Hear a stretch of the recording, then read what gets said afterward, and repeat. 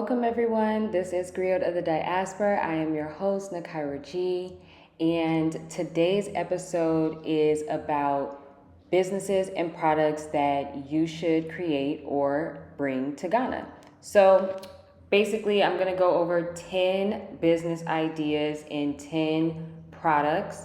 10 business ideas and products that you could do more research on for yourself. But I came up with this list basically because I get a lot of questions when people ask like, oh, what do you do in Ghana? What do you do? And they're always kind of surprised or interested in what that is. So I wanted to create a list because I think a lot of people who are coming to Ghana, especially if you're coming younger and you're coming as an entrepreneur, you might have a lot of questions on what businesses do Ghana need? What businesses do Ghana want? What products do Ghana need? What products do Ghana want?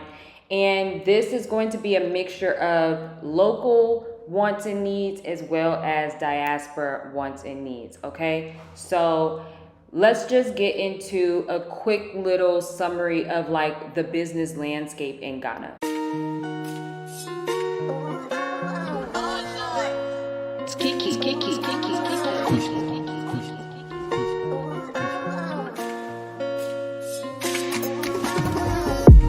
So right now in Ghana, there are a lot of hair salons. Obviously, there are a lot of nail salons as well.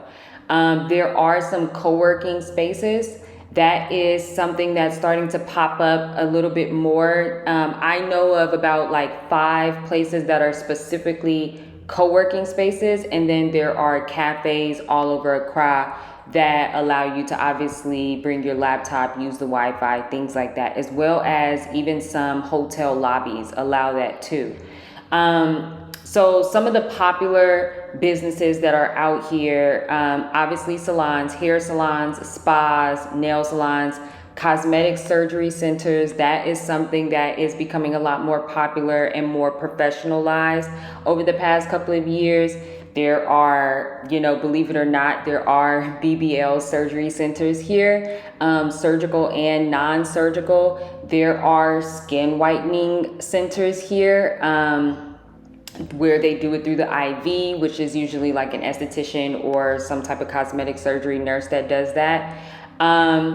Whatever. So there's a lot of restaurants, and we're going to talk about that because there's one of the decisions or one of the businesses that I came up with for this list is a certain type of restaurant. There are lots of restaurants in terms of local food, European food, and things like that, and what is considered American food, which is pretty much just burgers.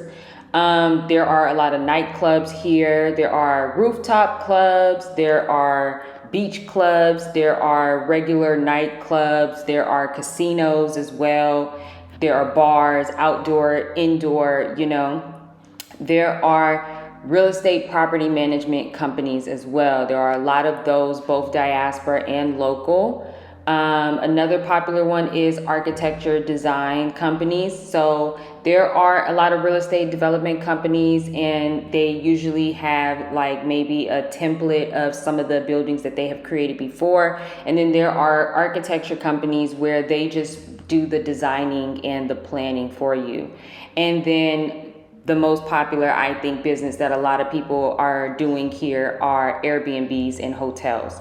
So, buying a property or renting a property for a certain amount of years and investing into it so that you can put it on Airbnb or Booking.com, basically. So let's get into the list. So these are 10 businesses and product ideas that you should bring to Ghana. Let's get into it. Okay, the first one is the restaurant. There is no Black American soul food restaurant in Ghana. Okay, there are none. Now, I have spoken to people over the years where they said they had one, and there was one in Cape Coast. And there are restaurants that have macaroni and cheese, and I'm putting air quotes. There are some restaurants where you can find macaroni and cheese. There are some restaurants where you might be able to find collard greens and things like that. And there are some farmers here who have started growing collard greens. But there is no cultural Black American soul food restaurant. So that is something that you guys could possibly bring to Ghana or start in Ghana.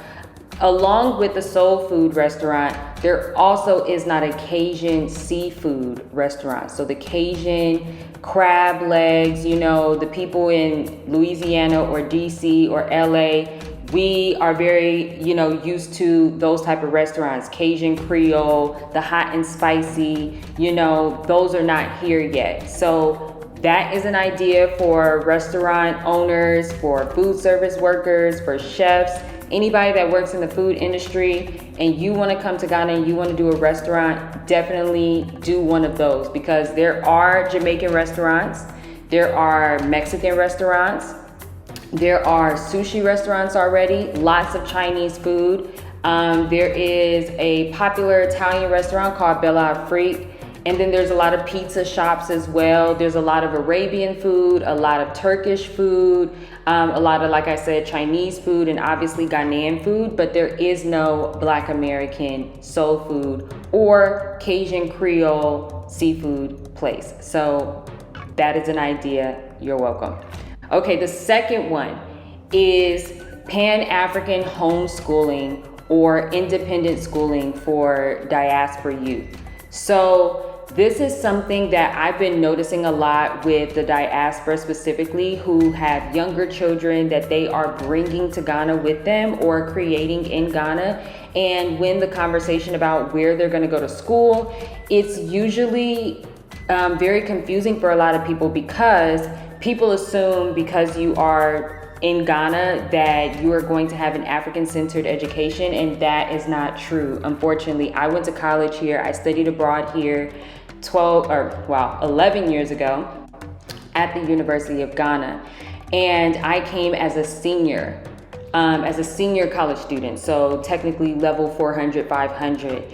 And I will say that it is really shocking. It's really, I don't want to use certain words because I don't want it to sound dramatic, but it is that dramatic though. Like, it is kind of sad in a way, and it is really alarming, especially because I was a part of the Africana Studies Department, the Institute of African Studies at the University of Ghana. And so over the years, it has gotten better, particularly at that school with that institute, because there have been different diasporans going into that university and that institute and being a part of it. But I will say, when it comes to public school, when it comes to, JHS and high school, and especially daycare, I hear like a mixed positive and negative. For some people, they love it. They think it's great, they can afford it, they're fine. But then for the people who are more radical and a little bit more on the revolutionary spectrum, and, depending on the education background that you have, like I know for me, because of the fact that I have education in Africana Studies, African Studies, I would be really, really particular on the school that my child go to. And so one of the things that I have heard a lot of people talk about is wanting to homeschool their children, but that's just more work for the parent. So I think that if there are people who want to create a community school that is African centered and can also get it accredited as well, and it have international recognition, as well as, certified people that can do that, that would be something that I can tell you a lot of people would not only support, but it would probably make people more comfortable with the idea of bringing their children and creating children here. Because right now, like I said, the school system is very British centered. It's not African centered. It's not uplifting to African people. And the side of the Ghanaian history that is told, it's not really empowering, to be very, very honest. In another video, I will talk about my study abroad experience at University of Ghana specifically. So that would be another day. So Pan-African homeschooling or independent schooling, if you are a certified teacher and you know some other teachers, this would be an opportunity for you. Okay, so number 3, modeling agency and artist management company. This is an idea for artist managers, casting directors, other models, creative directors, specifically with experience and, let's say, some notoriety, hopefully some type of followership. The reason why I say that is because there are a lot of stylists, artists, creatives in Ghana. And with the music industry booming, the main thing that you hear all these artists say in their podcast interviews is, the lack of infrastructure, the lack of management. And, in America, we have the same issue when it comes to reading contracts and things like that. You want to make sure that you have, legal understanding, you have your rights, masters, all those things can be very, very different when you are on this side of the world, specifically on the African continent, right? And so for people who work for labels, who have a label, who can get backing by a label, I would definitely say, look at Ghana as a potential location. Obviously, Nigeria and South Africa are 2 of the popular places where people are starting to do those things, but I definitely say, come to Ghana to do that too. In the past few years, Virgil Abloh, helped fund a skate park here in Accra, and he also helped with building a music studio as well, which is where Kendrick Lamar came to visit. And apparently that music studio is in partnership with Spotify.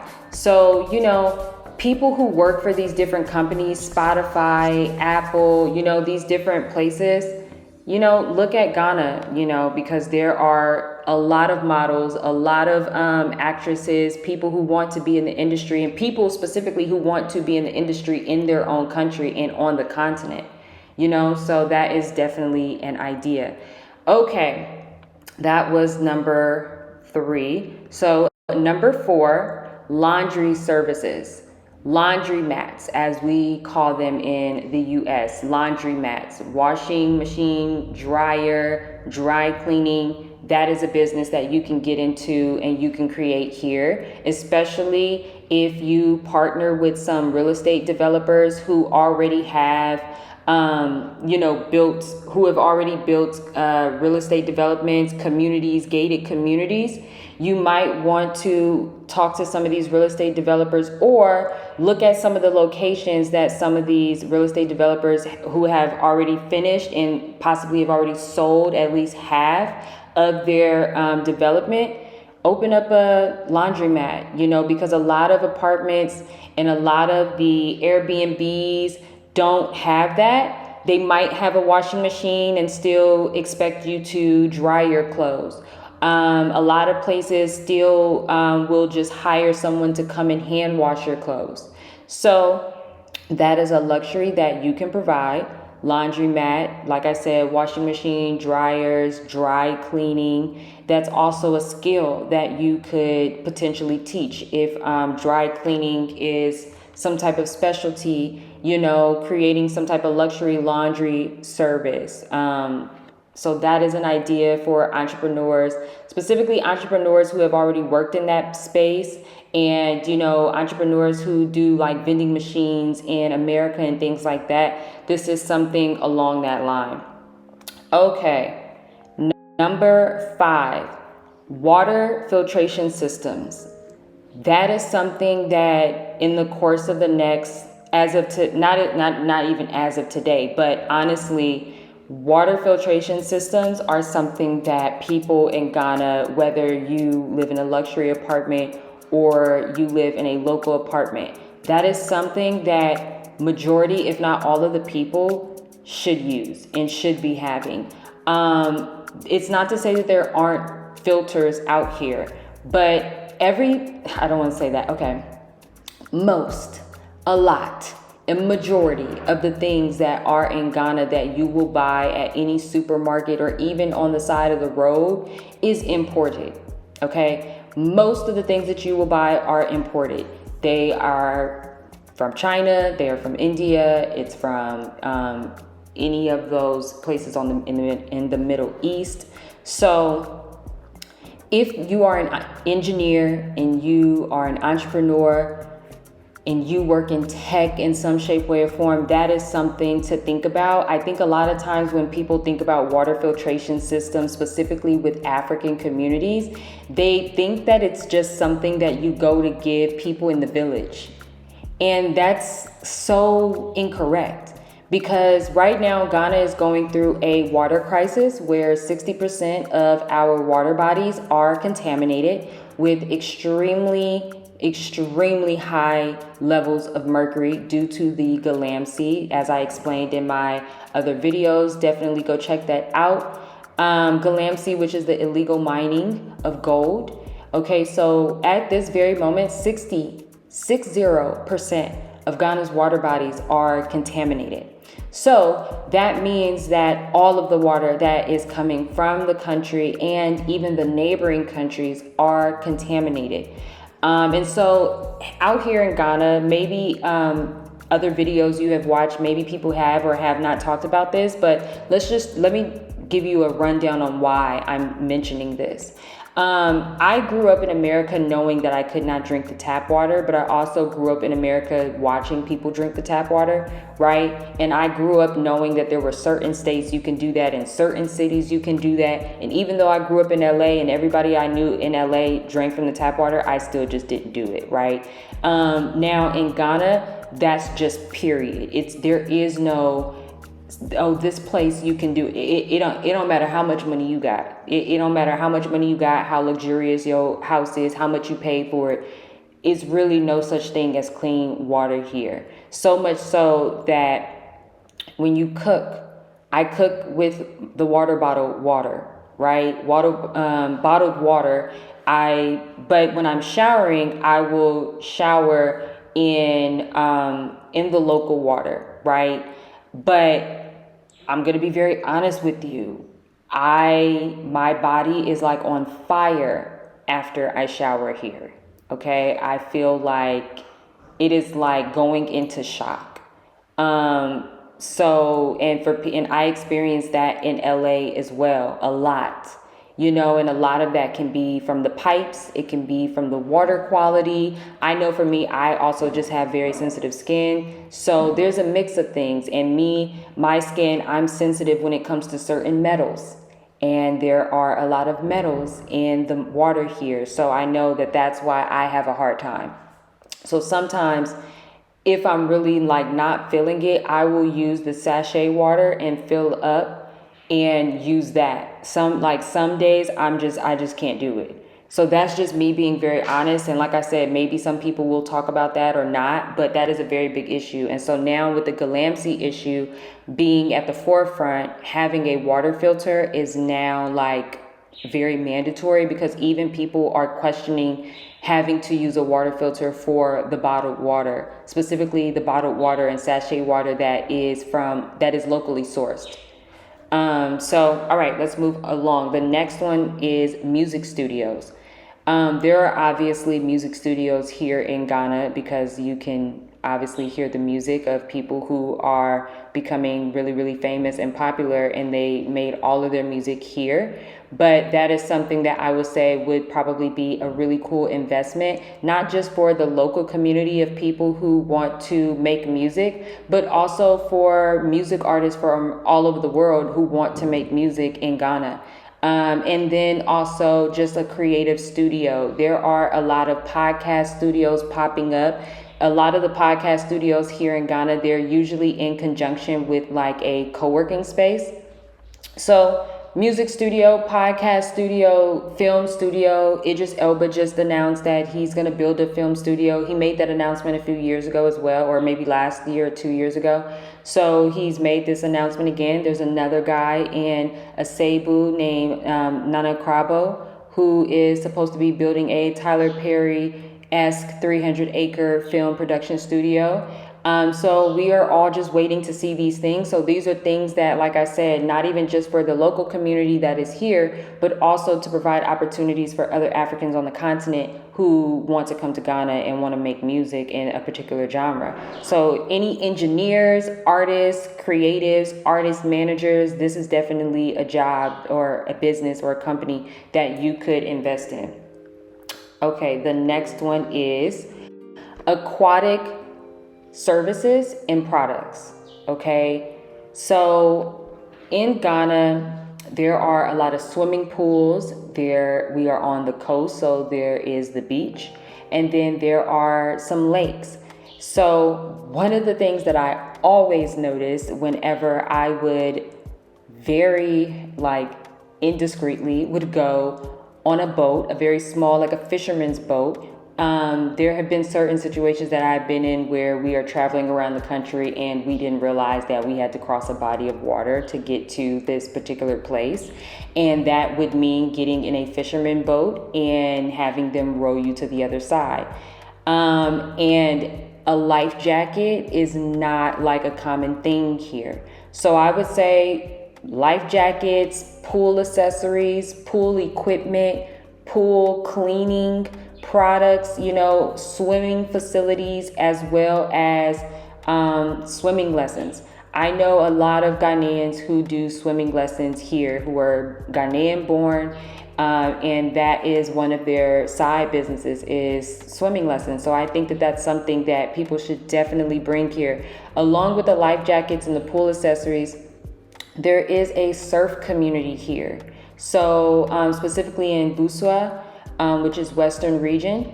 So there's a surf community here. There are festivals throughout certain times of the year where the water is, surfable, I guess. So that is definitely something to think about. Obviously, the concept of boats and that's for more of the elite crowd. But, life jackets, pool accessories, jet skis and all those types of things. Those are things that you could definitely bring to Ghana and make a business out of. This next one is personal. Okay, very personal, because I have been suffering ranch dressing. Oh my God. There is no ranch dressing in this country at all. And so if you're wondering, but what do they eat with their salad?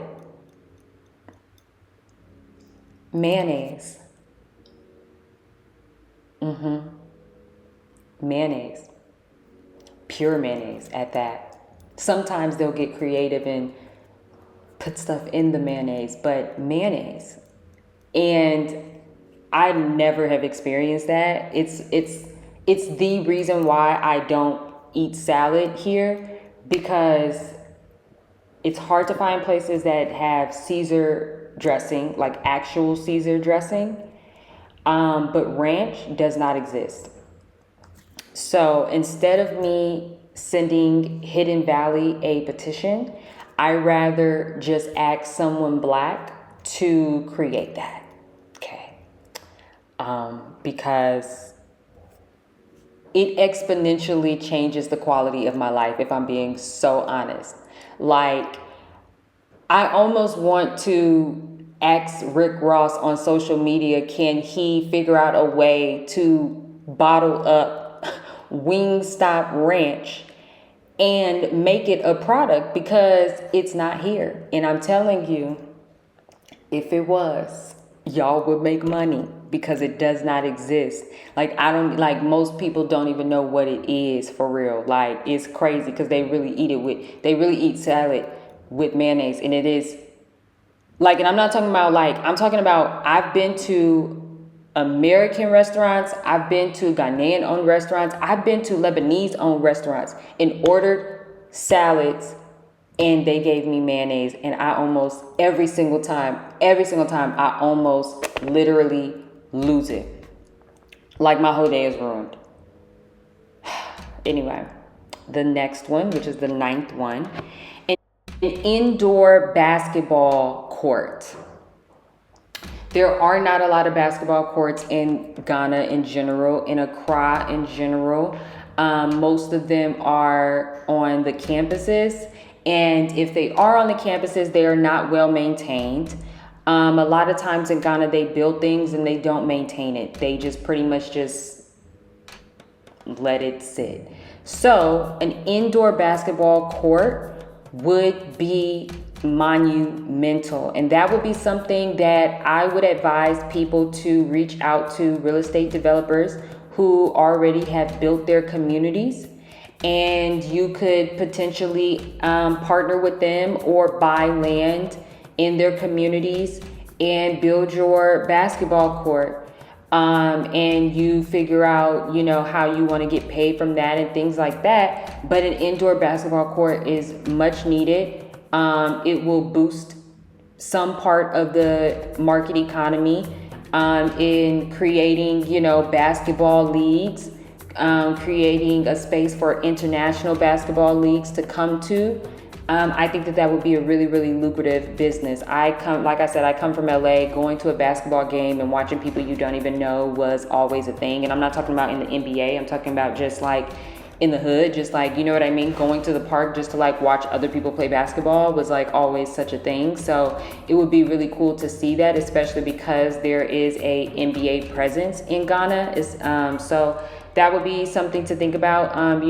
AC. Make sure it works all the time. And the reason why I say indoor is because Ghana is very hot. It is the closest to the sun of any country.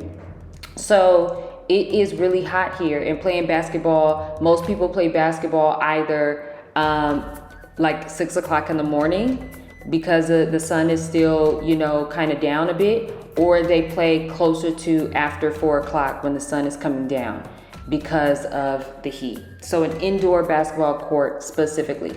All right, and the last one, this is a product that I think is it is lucrative actually. It's very, very lucrative. Car seats. Car seats. I don't have kids, but let me tell you something. Very rarely do I see car seats for local people specifically. I see, and even for some diasporans, especially diasporans who are in these mixed relationships with the Ghanaian locals here, sometimes I even see that they don't have car seats, or I heard a lot of stories of when people were looking for car seats, how difficult it was, or there just being one store in the neighborhood and things like that, and just having that kind of difficulty depending on where you are, especially if you are living outside of Accra, and if you are living outside of the metropolitan area, there might not be a store that has a car seat, and so car seats, I would say, would be something really, really cool to see become the norm, especially because people are taking Bolts and people are taking Ubers and things like that. And, for the most part, when it comes to the local community, people are just tying the baby in the back or, carrying the baby and things like that. So like I said, car seats would definitely be something really, really cool to implement. So people who, like I said, engineers, people who work in the car service industry, and you're thinking about what can you do to invest in something, there you go. Also, mechanic services. It is very, very hard to find mechanics here in Ghana that you can trust, that are well trained, that are professional, that have some level of etiquette and things like that. So, especially with a lot of these luxury cars coming into the country, and we all know with luxury cars, that means luxury car parts.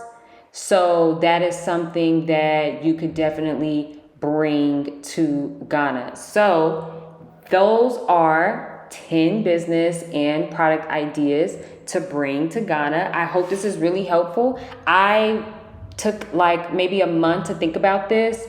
I had this idea And I just had been writing down different things over the years and over the past few years specifically. And so I just started noticing, like, what have I been hearing people complain about? What are people talking about? What are people asking? And so I wanted to do a list that was a little bit more geared towards the creatives and the engineers and people who probably have a lot of company experience and professional experience that want to move into entrepreneurship, and they have some type of investment capital.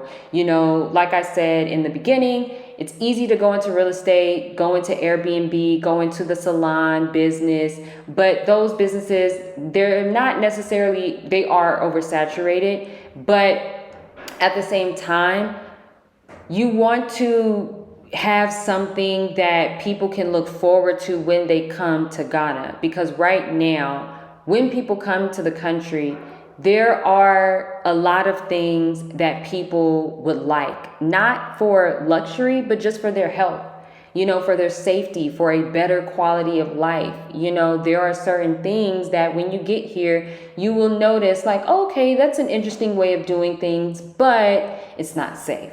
You know what I mean? It's one thing to just be like, okay, I understand that this is how people have had to work things out and how people have had to live for their circumstances. But one of the things as the diasporans and as local people in this community, we can always work towards development and making things better in the ways that we can. And a lot of these ideas as well, like I said before, for a few of them, these are a lot of ideas that you can go into partnership with other people for. And I would definitely advise that, you know, talk to people, reach out to real estate developers, people who own land, registered land, and have these meetings and speak to them, because you just never know what other people are already working on. And someone might be working on something and they might be able to plug you in. So that is the end of this video. If you need any consultation services, definitely send me an email from my website, nakedgoldonline.com. If you have any questions regarding Ghana, whether it's financial planning, whether it's vacation planning or anything like that, definitely reach out to me. The type of consultations that I do, I like to curate the information based off of what it is specifically that you want to know about Ghana. And then what I do is I curate a list of resources and contacts and people that you can either reach out to or you can do research on. And then if there are people that you want me to reach out to and connect you to, I am more than happy to do that and help you with that. And then when you get down here, if you need somebody to go around to some of these real estate properties for you and help you while you are going around so that you're not alone, you can definitely talk to me about that as well. So thank you guys for watching. Until next time.